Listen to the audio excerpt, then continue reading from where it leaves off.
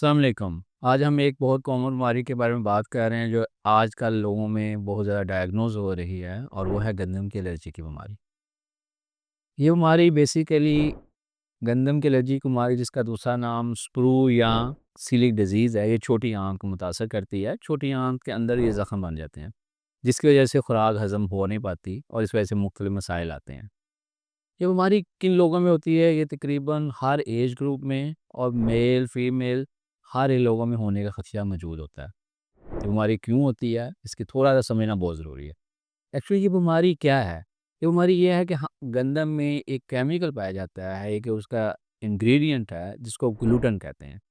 अब बॉडी क्या करती है? बॉडी परसीव करती है कि ये जो ग्लूटन है, ये इसके लिए बॉडी के लिए ठीक नहीं है। तो बॉडी अपना इम्यूनिटी सिस्टम इसके खिलाफ एक्टिवेट कर देती है। जब वो अपना इम्यूनिटी सिस्टम या डिफेंस सिस्टम एक्टिवेट करती है, तो इसके खिलाफ वो या डिफेंस सेल्स बनाती है जो फाइट करते हैं। इस वजह से क्या होगा कि एक इस केमिकल की वजह से वो बॉडी परसीव जाओ क्योंकि छोटी आंत में जाएगा केमिकल जो आप गंदम खा रहे हैं, रोटी खा रहे हैं, तो जब ये केमिकल आपकी छोटी आंत में जाएगा, वहाँ से डिफेंस सिस्टम प्रॉपर एक्ट नहीं करेगा, डिसरेगुलेट होगा, उस वजह से वहाँ पे सोजिश बन जाती है। अब इस सोजिश की वजह की वजह से क्या होगा? इसकी वजह से ये होगा कि वहाँ पे ज़ख्म बन जाएँगे, वहाँ से जो खुराक है वो जज़ब नहीं हो पाएगी और हमारी बॉडी में नमकियात की कमी होना शुरू हो जाएगी। इसके अलामात क्या हैं? अब इसके अलामात बहुत डिफरेंट हैं। हाँ, अगर हम बात करें बच्चों की तो बच्चों में आम तौर पे ये पेट दर्द के साथ पेट थोड़ा फूला हुआ होगा, मोशन लगे होंगे या उनकी ग्रोथ अच्छी नहीं हो रही होगी। अगर हम थोड़ा-सा यंग एज और मिडल एज लोगों में बात करें तो उन लोगों में क्या किस तरह प्रेज़ेंट करती है? लोग आमतौर पर असाबी कमज़ोरी के साथ, पट्ठों के दर्द के साथ, खून की शदीद कमी के साथ, सबसे कॉमनली जो मैंने देखा है कि जिगर के टेस्ट उनके ख़राब हो रहे होते हैं। उनकी जब हम अगर फर्दर डायग्नोस बनाते हैं या उसकी इन्वेस्टिगेट करते हैं तो उनमें भी बीमारी निकल आती है। औरतों में ये बीमारी खून की ऐसी कमी के साथ वो आयरन की ड्रिप्स लगवा रही हैं, वो खून लगवा रही हैं लेकिन वो पूरी नहीं हो पाती। तो जब उनको हम तशख़ीस कराते हैं सिर्फ़ एक अलामत है उनके साथ, उसके साथ ये प्रेज़ेंट कर सकती है।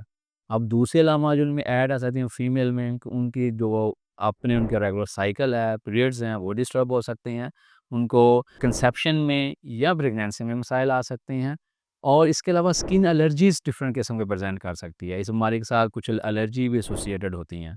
जिसमें न हेपेटिक डर्माटाइटिस जो आम लेवल लिम्स पे छोटे पप्यूल्स बन जाते हैं। अब ये सारी इसकी अलामात हैं। इसका मतलब है कि ये अलामात बहुत डिफरेंट तरीके से हैं कि कुछ लोगों में सिर्फ़ खून की कमी के साथ प्रेज़ेंट करती हैं, कुछ लोगों में पेट की दर्द के साथ प्रेज़ेंट करती हैं, कुछ लोगों में डेवलपमेंट डिले के साथ प्रेज़ेंट करती हैं और फीमेल में जो है खून की कमी और उनके इर्रेगुलर पीरियड्स और उनके साथ प्रेगनेंसी का ना कंसीव कर पाना इसके साथ प्रेज़ेंट कर सकती हैं। अब ये है इसकी अब बात करते हैं क्या इस बीमारी की तशख़ीस कैसे पॉसिबल है? क्या पाकिस्तान में अवेलेबल है? तो सवाल का जवाब सिंपल है जी, बिल्कुल अवेलेबल है।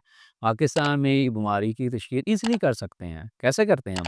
हमारे पास 2 तरीके हैं टेस्ट इसको तशख़ीस करने के। एक है हम ब्लड टेस्ट के ज़रिए इसकी तशख़ीस की जाती है। तो इसमें कुछ एंटीबॉडी यूज़ होती हैं। इसमें anti TTG anti tissue transglutaminase antibodies और दूसरे एंटी ईएमए एंडोमीशियल एंटीबॉडीज़। ये टेस्ट आमतौर पे हम करवा लेते हैं मरीज़ों में। अगर ये टेस्ट पॉज़िटिव आ जाता है, तो उसके बाद हमारे पास दूसरा तरीका होता है कि हम कैमरे के ज़रिए, एंडोस्कोपी के ज़रिए से छोटी आंत तक जाते हैं, वहाँ से थोड़ा-सा टिश्यू ले लेते हैं और उसकी हिस्टोपैथोलॉजी करवा लेते हैं। सोज़िश को कैटेगराइज़ कर लेते हैं, जिससे हमें आइडिया हो जाता है कि इस बीमारी जो है, इसकी है या नहीं है। अब ये बीमारी के दोनों तरीके आ गए कि हम खून के ज़रिए से और दूसरे नंबर एंडोस्कोपी के ज़रिए से हमारे पास ये दोनों तरीकों से हमने बीमारी को लेबल कर लिया। अब बीमारी की तशख़ीस हो जाती है। अब क्या करना चाहिए? क्या इसका इलाज पॉसिबल है? तो सिंपल आंसर येस, इलाज पॉसिबल है। कैसे करते हैं? कि हमने ग्लूटेन वाली चीज़ें बंद कर देनी है। अब आपका सवाल आता है कि ग्लूटेन कहाँ-कहाँ है जी? सबसे ज़्यादा ग्लूटेन किसमें पाया जाता है? लोग कहते हैं गंदम बंद कर दें। हाँ जी, बिल्कुल गंदम में सबसे ज़्यादा ग्लूटेन है इसलिए लोग कहते हैं गंदम बंद कर दें। गंदम और गंदम से बनी दूसरी चीज़ें जिसमें मैदा है, जिसमें गंदम से क्या-क्या बनता है? सूजी है, मैदा है और बेकरी प्रोडक्ट्स हैं।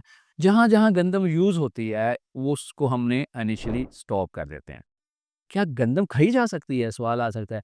जी, खाई से जा सकती है, लेकिन कब, किसकी? वो जो ग्लूटेन फ्री हो। तो आजकल ग्लूटेन फ्री आटा अवेलेबल है इन पाकिस्तान मार्केट्स में, कुछ सेंटर्स बन गए हुए हैं। तो ग्लूटेन फ्री आटा जो है ना, उससे आप रोटी खा सकते हैं।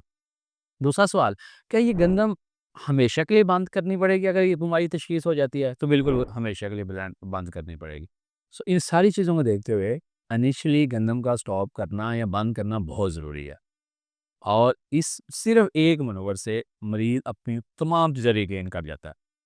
आपकी हीलिंग बेहतर हो जाती है, आपकी सोज़श बेहतर हो जाती है, खून की कमी बेहतर हो जाती है, जगह टेस्ट बेहतर हो जाते हैं, उसकी वीकनेस, कमज़ोरी बेहतर हो जाती है।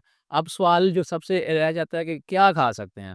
आप सब कुछ खा सकते हैं, गंदम के ग्लूटेन फ्री हर चीज़ खा सकते हैं, जैसे तमाम फ्रूट्स खा सकते हैं, चावल खा सकते हैं, मकई खा सकते हैं, दालें खा सकते हैं, सर्दियों का मौसम है, लोग पूछते हैं कि खुश्क मेवा-जात बिल्कुल खा सकते हैं। अब गंदम के साथ 2 चीज़ें और याद रखें कि आप जो थोड़े-से लोग हैं राई एंड जो जई, ये 2 चीज़ें भी इसमें भी ग्लूटेन होता है, तो ग्लूटेन फ्री चीज़ों को प्रिवेंट करना है। कुछ मेडिसिन्स भी हैं, ये भी बहुत इम्पोर्टेंट बात बता रहा हूँ।